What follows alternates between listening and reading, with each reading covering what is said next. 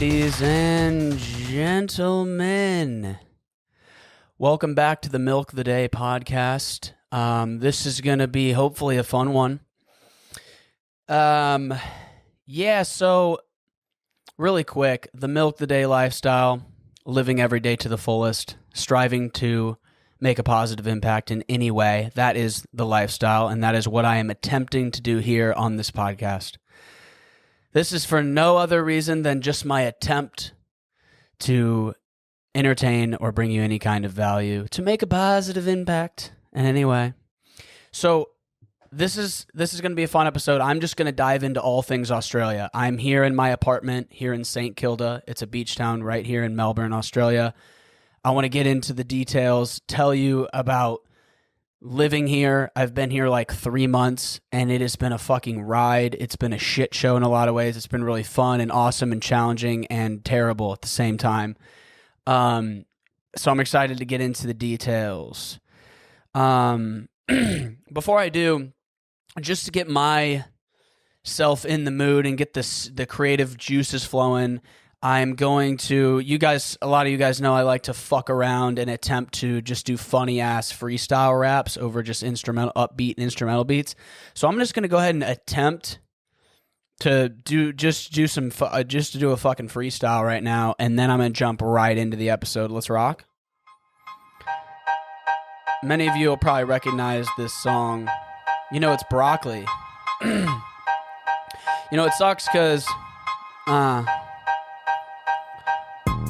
hey, Stuart Little Kibby Ittle in the middle. I used to eat Skittles as a little kid. I used to eat Skittles, just a baby bib. I had no crib as a baby. I was dropped up on my head, and then I woke up in a motherfucking hospital. And I was 20 times as smart. I was out here like precision, like I was throwing darts. Oh, yo, I'm a squeak one off the chair like a little fart. Squeaky clean. They call it squeaky mean. Yo, I'm a machine. Run up on the beat, yo. I never got flows. Hey, are you flexible enough to fucking adapt on the... No, you know what? What sucks about that is it's hard to freestyle with the pressure, because I know I'm not editing this out. But, yeah, I'm not feeling the freestyle today. That was absolutely fucking trash. But all right, here we go. Let's get locked in here. So here I am. I'm in Melbourne, Australia. I've been here for like 3 months. You can't see if you watch the video version. Right to my left is my IKEA loft, where I have a twin mattress. So I essentially sleep in a bunk bed. But it's technically a loft. So I put my dresser and I have a bunch of storage space, and I'm in the living room of our 1-bedroom apartment. So I sleep in the living room on my IKEA loft on a twin mattress. Got all that from IKEA. It made living in the living room and living in a 1-bedroom apartment with my sister possible. It's honestly legit and super fucking funny, because that's my living situation. And this is all by choice, right? We didn't have to do this. When we were researching and searching for apartments here in Melbourne, on the cheaper end of 2-bedroom apartments, we toured some, and they didn't have dishwashers. They were on the lower end. They were shittier apartments. And they were also further from the beach. So we decided we'd rather live in a 1-bedroom apartment. My sister has the bedroom all to herself, and I live and sleep on my bunk bed here in the living room. And we just decided that we'd rather be closer to the beach for a year and have a dishwasher and live in a nicer location rather than both have our own bedroom. So that's why we went with the 1-bedroom apartment and why I'm in the living room. So that's awesome. It's not bad at all. Honestly, I'm happy with the decision we made, because we are in a great location near the beach. So for anyone who didn't see my Instagram, really quick, the reason that kind of summarizes why I made this move, really quick. My younger sister, Jenna, she's like 25, I'm 30. We are on a 1-year work holiday visa, and we did this totally just for fun, right? And to capitalize on the opportunity to do it, because we were both at a place in our lives where Me and my sister are both single. We didn't really have jobs or careers that were not worth leaving. There was no major sacrifices we needed to do in order to do this. So we took advantage of it. But this was all my sister's idea. I'm 30 now. I almost did this when I graduated from college from Mizzou many years ago. And it fell through and I never ended up doing it. But my sister was looking for someone close to work and live abroad with, and she couldn't find a friend who could do it with their leases, or it just didn't work out. So it was started as a joke. I was like, "Oh, Jenna, when my lease in Chicago goes up in like 5 months, I'll rock with you." And then it was like we'd joke with our parents, like, "Oh, we're going to go to Australia, whatever." And then we just looked into the visas. It was very simple. We realized how doable and how cool and fun it actually would be.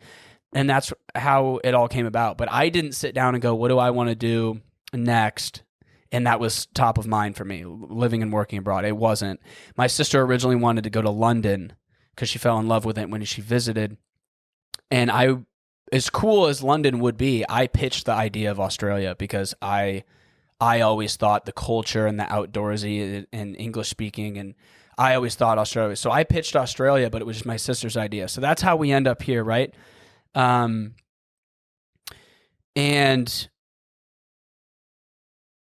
so I'm looking at my outline here. I should also say, so, we did this for self-development and growth and for fun and for adventure and because it's a good challenge. I also had it in the back of my mind that, and I've joked and said this for a long time, like, if you said, Andrew, what's one of your main like dating types? Like, what's your type of woman? One of them is like foreign, just not American. And there's something fun and different and exciting and exotic about like, I'd love to meet like an Australian girl or an Asian girl or a Portuguese girl or a Brazilian. I'm into that.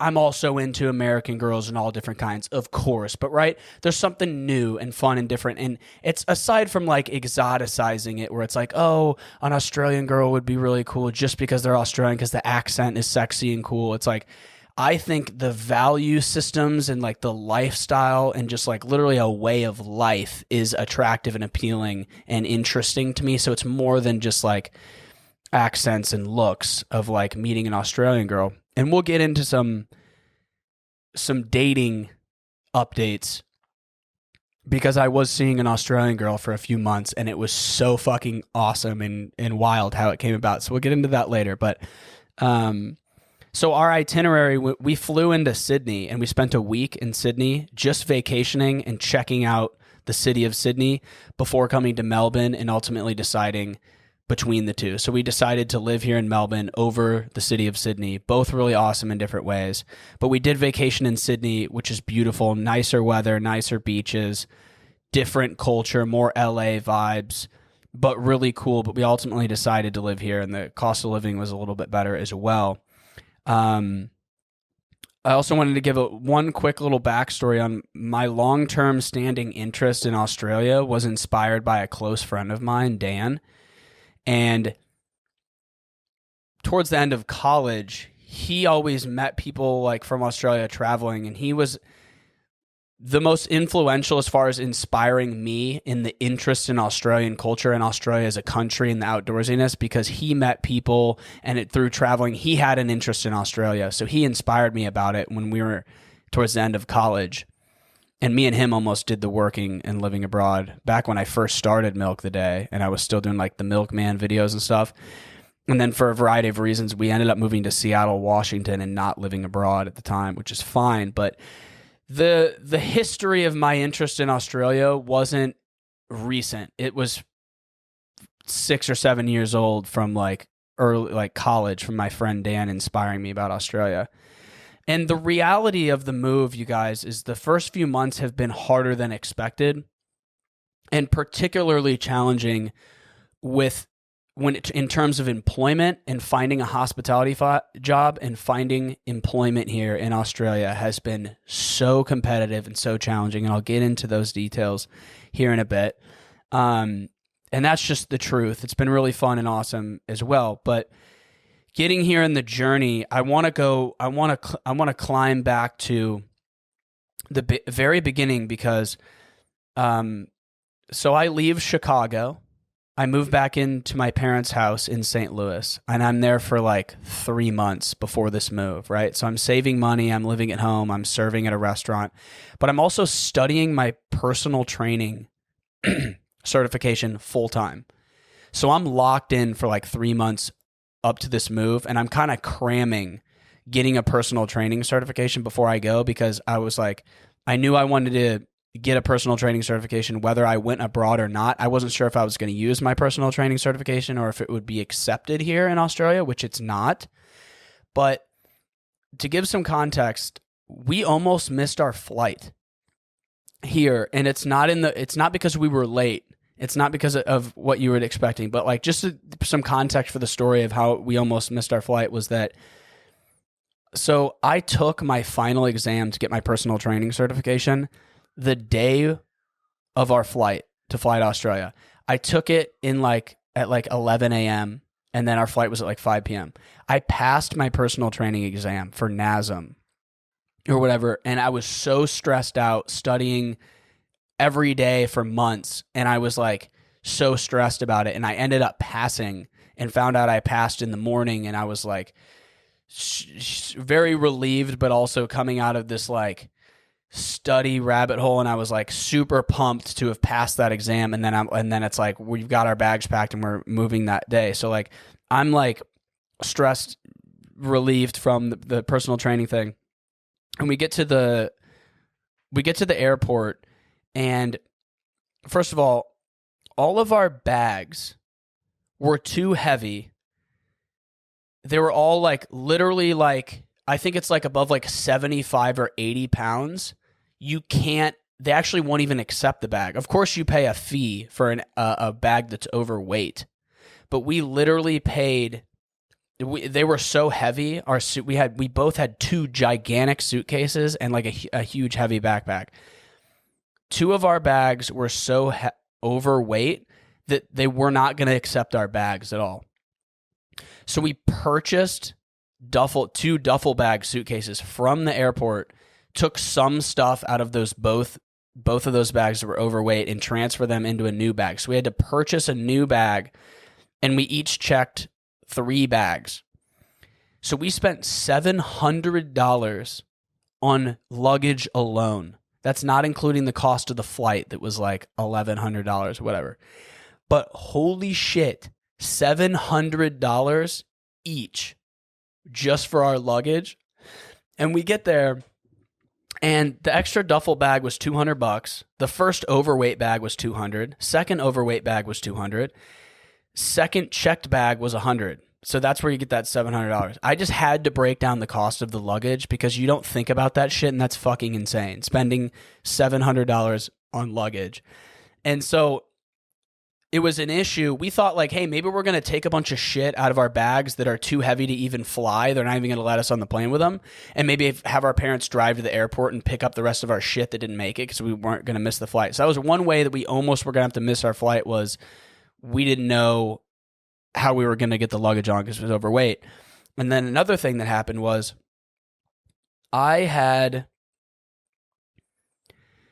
long story short, when I completed my visa application to get approved, to get my 1-year work visa to go over to the country, I saved the application filled out because I found out my U.S. passport was going to expire like 6 months into being here for a year. So I was like, okay, I'm going to update my passport and then come back and finish the application with a new passport number that's updated. So long story short, we get to the airport, and to get on our flight, they need our number for our approved visa. And I give it to them, and then they find out I forgot to update my updated passport number. So we weren't able to get on the flight because technically I would have to resubmit a new visa application to get approved with my updated passport because I used my old passport number. So we're sitting there like, we're fucked. Like, we have the flight in an hour. Like, there's no other way I can't get that all updated and approved immediately. And then what they told us is we could apply for like the visitor's visa, where it's like you can just be on vacation in Australia for 3 months and then you have to leave. So they're like, so I'm scrambling online.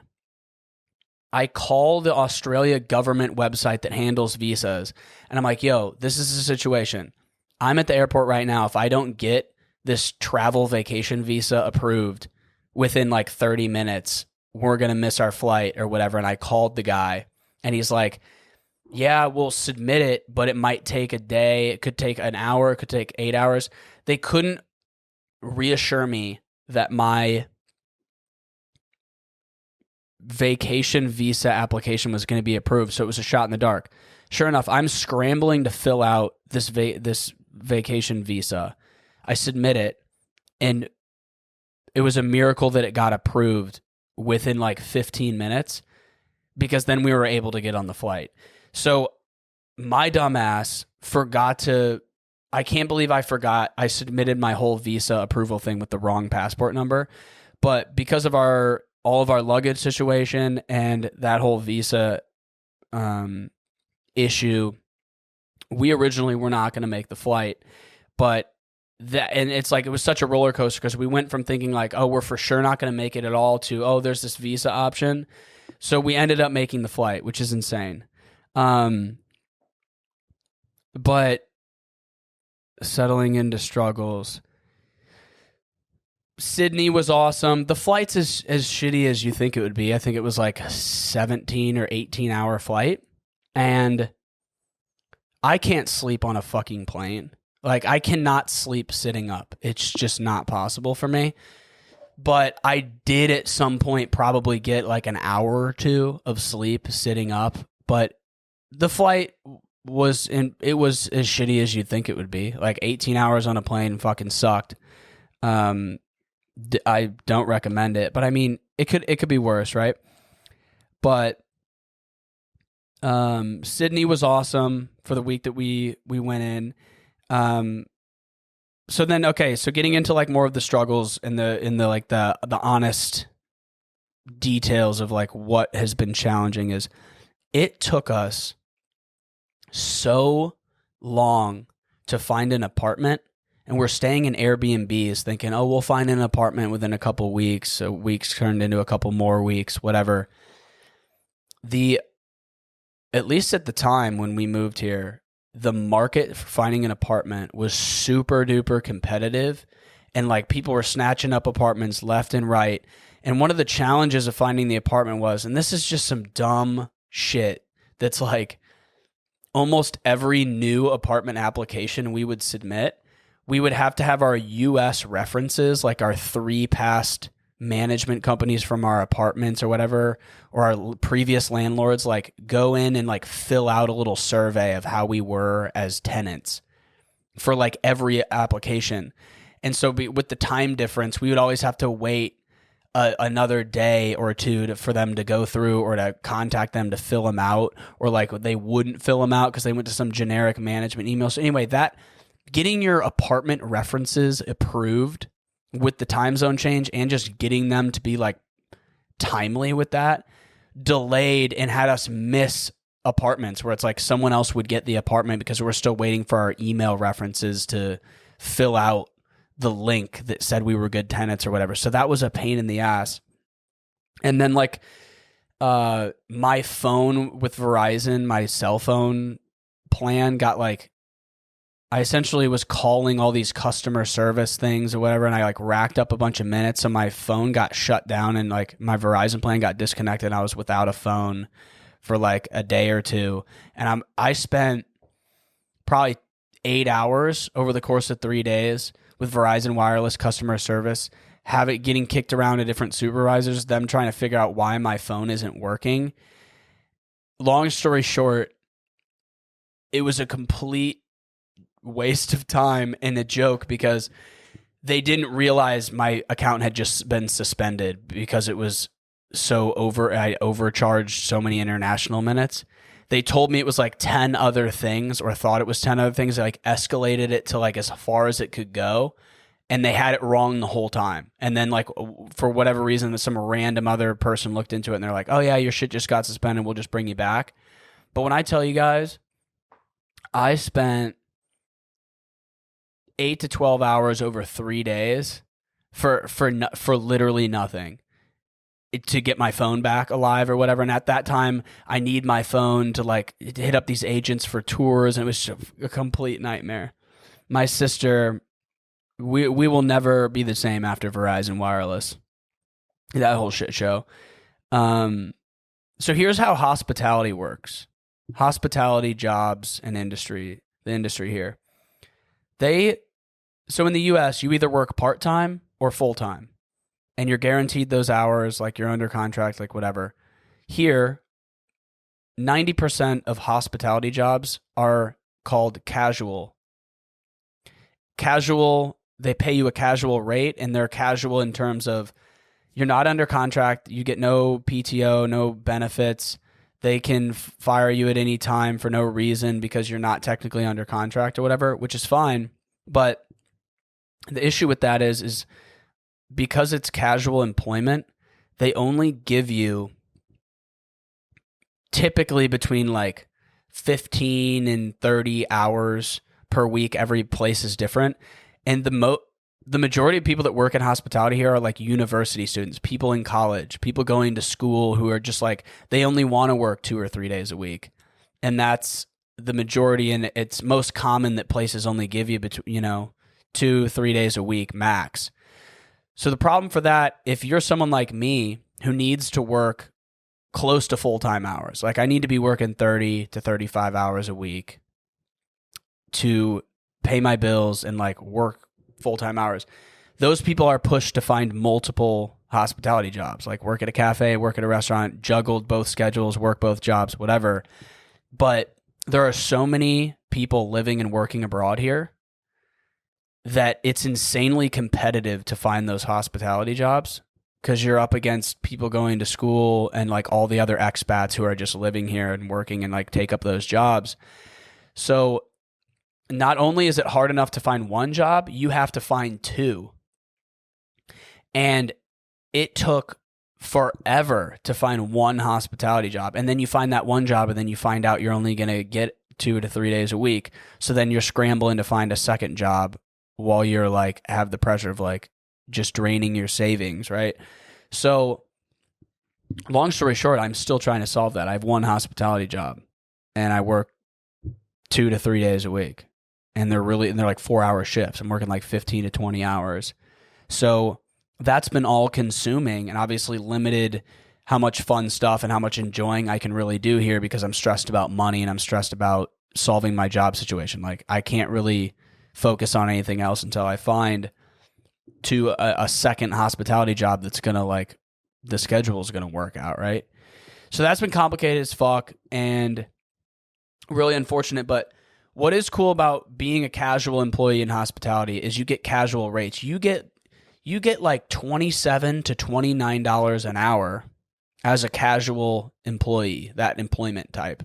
And then there's like weekend penalties where like the employer has to pay you like $32 an hour on Saturdays and Sundays. So if you work weekends and you work as a casual employee, like you are getting paid well and better than the US because even you don't have to rely on tips. Tipping culture isn't a thing. You rarely ever get tipped at all. And if they do, it might get like distributed to like every server at the restaurant or whatever. But essentially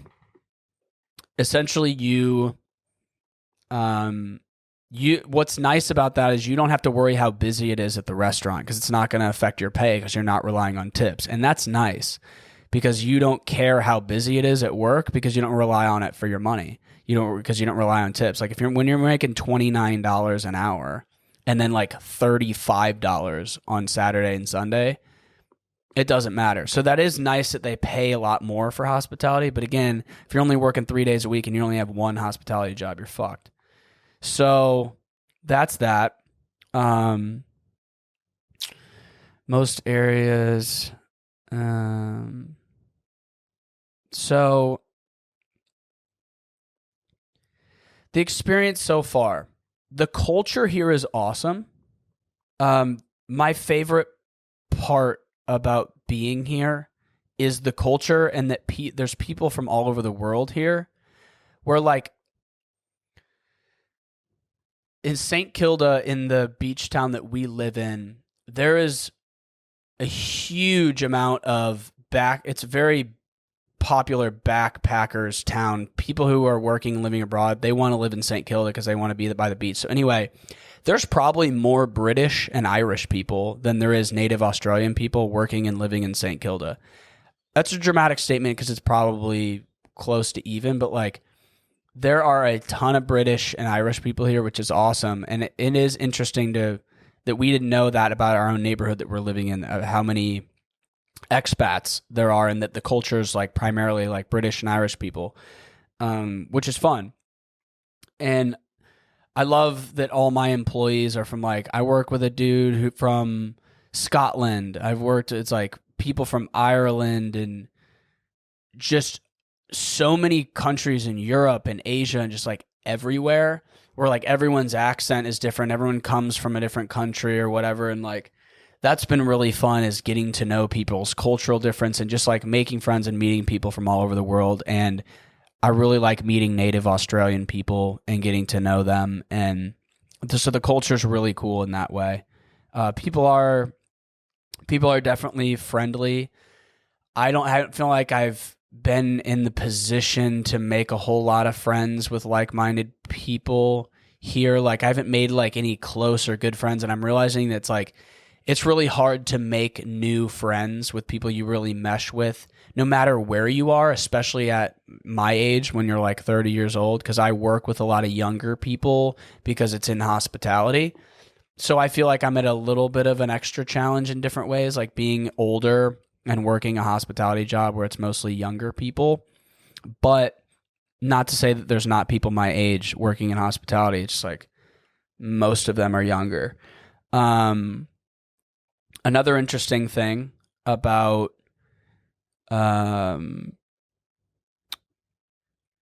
hospitality is they do what's called a work trial. So in the U.S., if you walked into a restaurant, you're like, hey, I want to be a server. And they're like, okay, come in for an interview.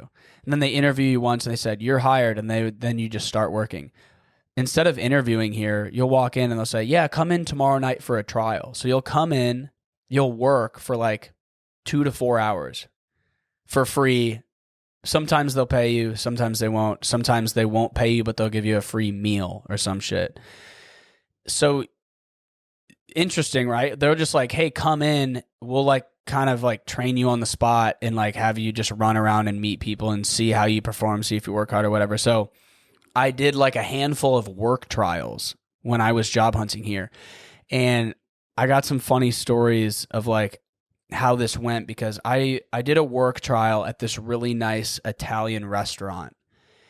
And all the names of all like these pasta dishes were like, it was like all like Italian names for like the dishes and stuff. I go in there and the people who are like training me and like I'm shadowing and like working alongside was like a super Italian dude. And then this very attractive Brazilian girl. And I'm running around this Italian restaurant with these like super stern looking like Italian guys who were the managers. They're like watching my every move and like are super intense. And I'm like taking orders with the Brazilian girl who's taking all the orders, and I'm supposed to like write down everything I hear, and then we like match notes. Did I get the order right that matches hers? Because she's taking the orders, I'm writing them with her. And I couldn't understand a fucking word anyone was saying.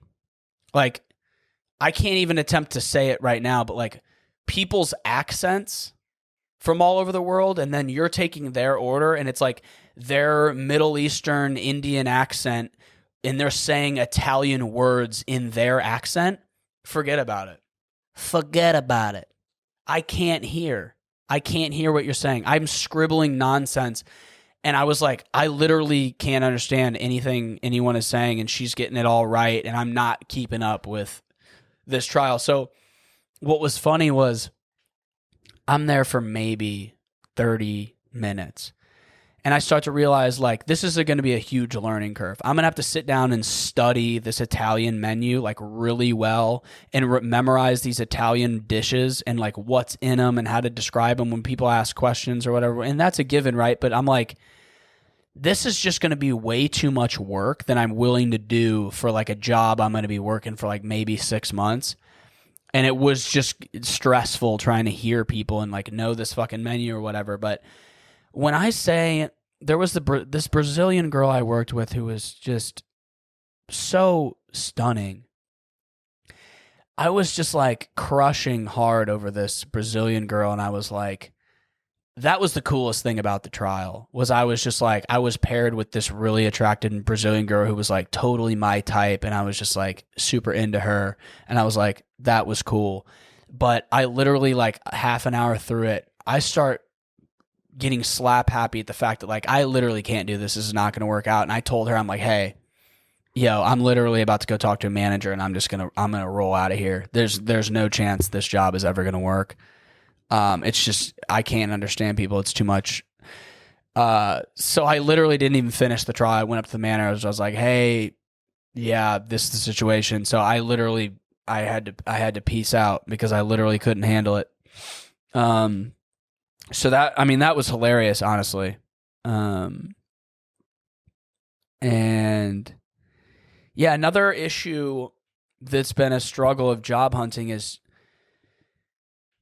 a lot of local Australian smaller restaurants, smaller retail stores, they want to hire, some of them really want to hire like local Australians because they want to hire someone longer term, someone who's going to be there longer than a year or 6 months or however it is, which is totally understandable. But as a work visa person, a lot of people, like, they won't call you back when you come in there. And that,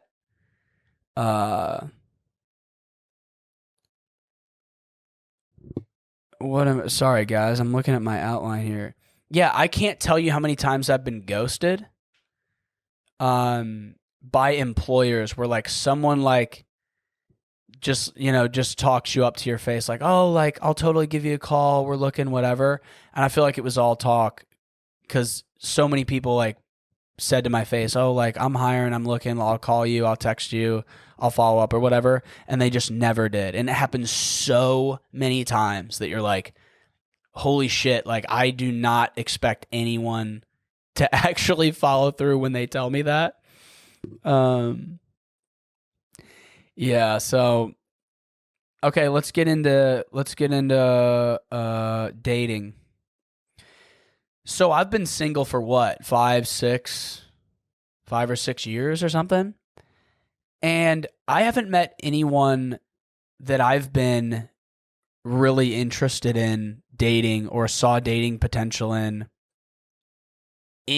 years and in a really long time. And when I came here, it was a priority to date because, like I said, meeting an Australian wife, meeting my wife here is like, was something I thought I would maybe find and look for because I'm really interested in their societal values just centered around like family and being like really modest and humble and like being into outdoorsy stuff and just being like laid back and just like really genuine down to earth people, because that was kind of my stereotype of Australian people and whatever.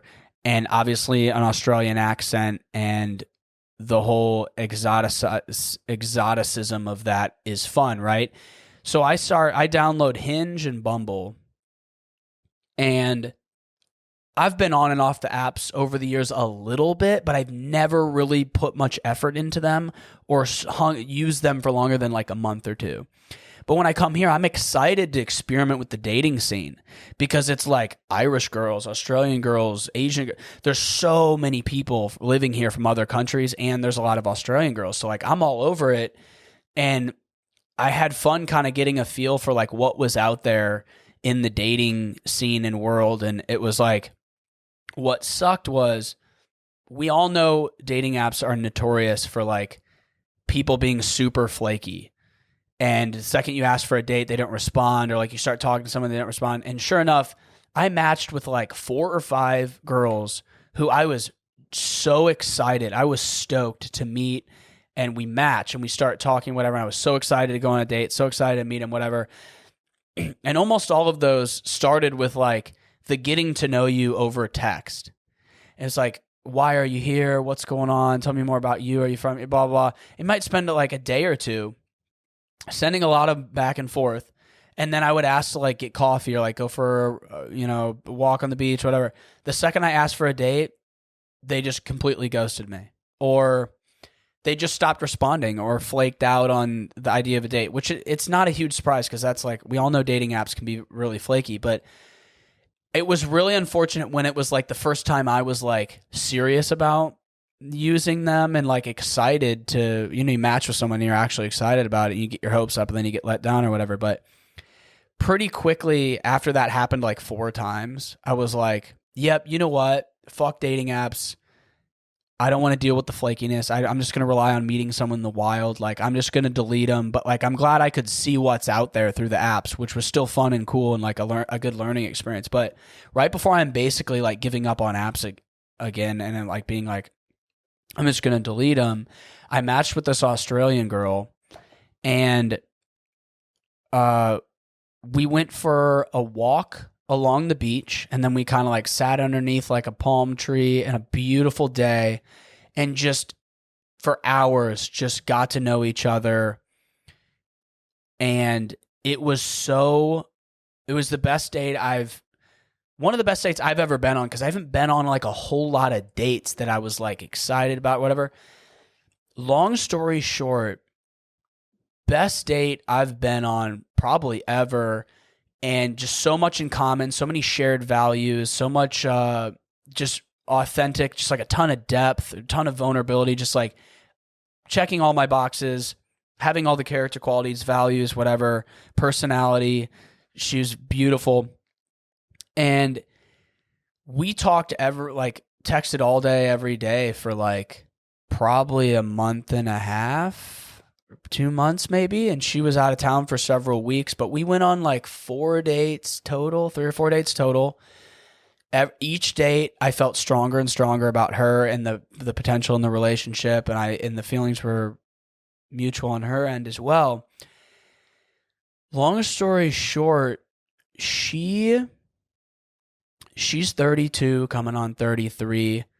We found out she was a few months away from graduating with physical therapy masters. They call it physio here. They don't call it a physical therapist. They call it a physio. She knew for sure that she couldn't transfer with her masters to be able to work in the US, and for a variety of other reasons she wanted to settle down here in Australia, which I told myself I'd be open to.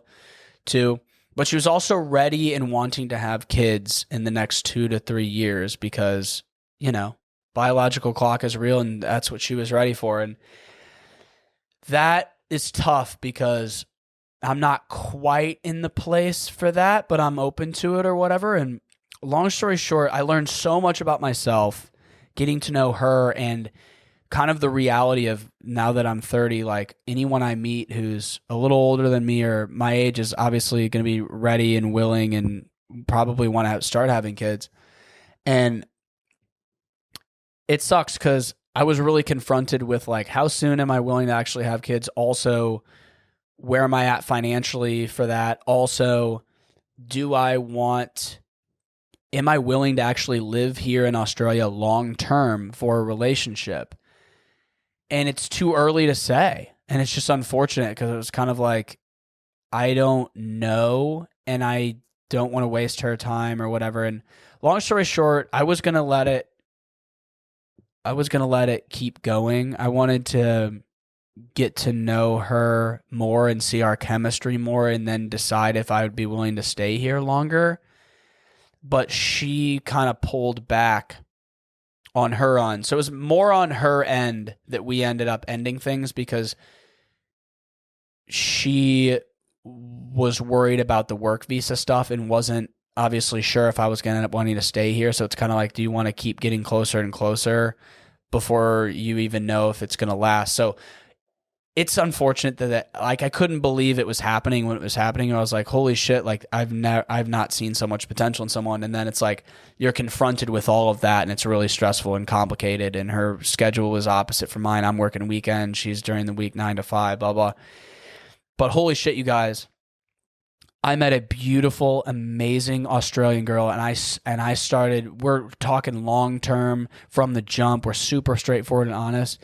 It was so awesome. I'm so grateful it happened, but it didn't work out, which is like mostly a mutual break, but also she kind of cut it off because of the visa stuff, like not knowing if I'm going to be able to stay here long term and if I'd be willing to. So that's insane.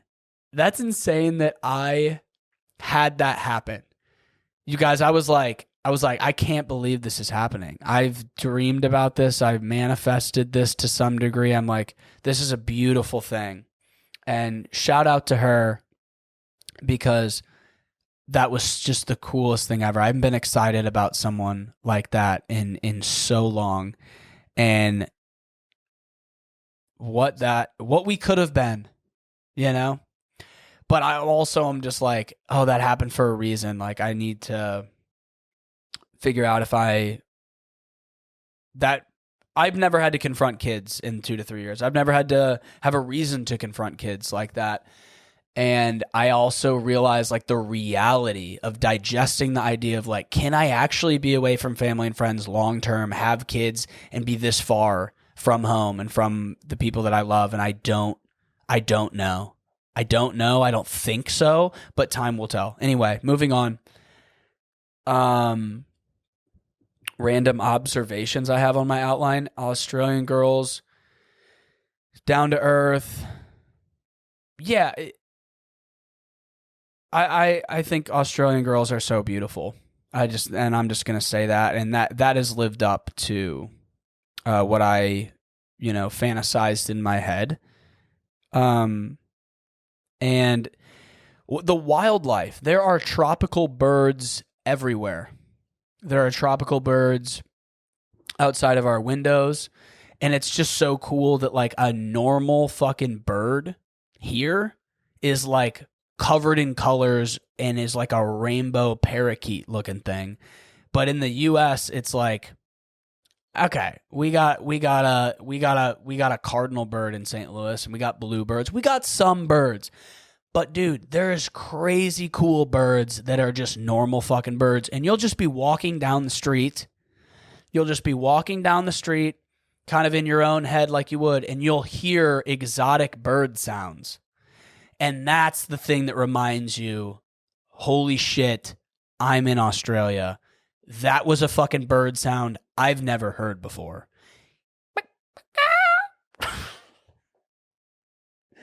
I can't even attempt to do the sounds that some of these birds make. They make the craziest, like most exotic, like jungle Amazon bird sounds you've ever heard. And there's a lot of palm trees and like more like tropical trees around that make you feel like you're in a more tropical place, which is awesome. But the tropical bird situation here is so cool. And that's what I have to say about that. Okay, here's another good story. Driving. Obviously, you drive on the opposite side of the road. You drive on the left side of the road here. That's a given. That's not a surprise. But there are trams, not trains, not buses, but there are trams, the ones that go through the middle of the street. They're everywhere, and they're the best, most convenient, fastest means of getting around here. And the trams here are incredible because public transportation here is incredible. And that's one of the awesome things about Melbourne is you can get around easily, especially with the trams. But because those trams are in the middle of the road and going around, there's a million different kinds of intersections. It's a very complicated place to drive in a city like this, especially in the city. But I watch a bunch of YouTube tutorials on how to drive, to learn the rules of the road, how to handle certain intersections. I'm like, cool, it can't be that hard. Underestimated the fuck out of that. Because me and my sister had a whole day planned. going up north, renting a U-Haul. And then all day we were going to go pick up a futon from Facebook Marketplace, buy a chair here from pick up some Marketplace stuff, and go to IKEA and do an IKEA run where we have a big truck where we can buy all of our shit for our apartment. We furnish the whole thing. So we're buying everything possible from IKEA. And you guys, I show up to the U-Haul to rent this giant U-Haul truck. I'm fresh off the tram where I've been watching 45 minutes of driving tutorial videos. I rent the U-Haul. I pull out of this thing.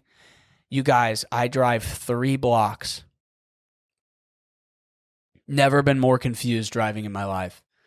There's a tram behind me. Cars are behind me because I'm going slow, trying to figure out what the fuck's going on.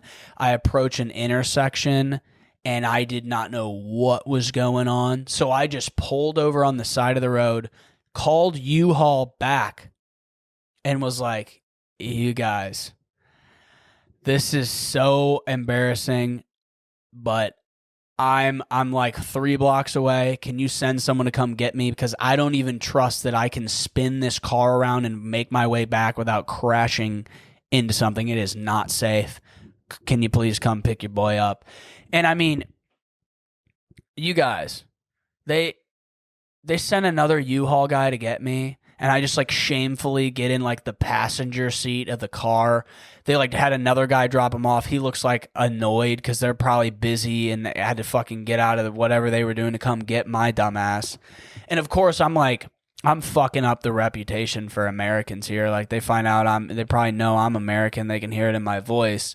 And I just, some idiot thinking I can drive here no problem, totally underestimated it.